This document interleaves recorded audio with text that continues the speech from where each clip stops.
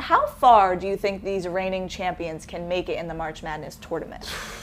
Well, as a fan, I'm going to tell you we can make it the full way. We can go all the way. We can run this back.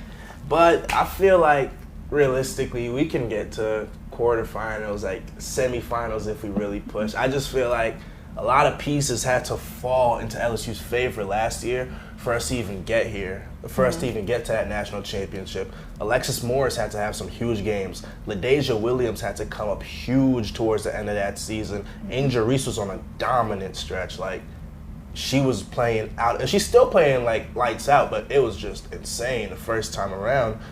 Like, a lot of things had to fall in order for that to happen. We had to get lucky. Those threes from Jasmine Carson were pivotal.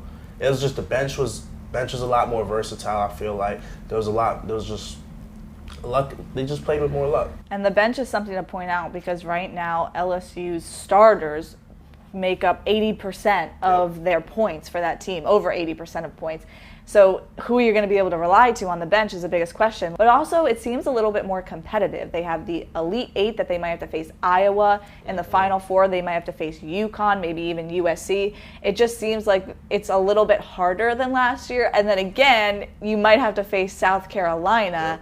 Can you really beat them? I'm not sold. But you know what? I'm not going to say it's impossible because, like, this team, we've seen this team go through hardships, and we've seen them really finding themselves this year. You know, they lost Kateri Poole early in the season. Samaya Smith went out the whole year with injury, so that surely did something to, like, mess up the team. I mean, they was going through a whole flow. They probably had a rhythm going, and those two things happened.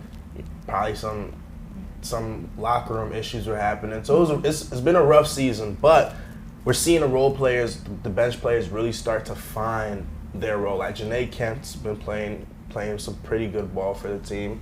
Last year, Poe was coming in, and she's showing some of that veteran presence when she's on the court. So things can fall into place. Like, I'm not saying it's impossible. Knowing how Kim Mulkey coaches them, knowing how they play, knowing how Angel leads the team, they can definitely go on a run. Basketball is all about runs. If they can just keep scoring, play some defense, Haley Van Lith comes up huge.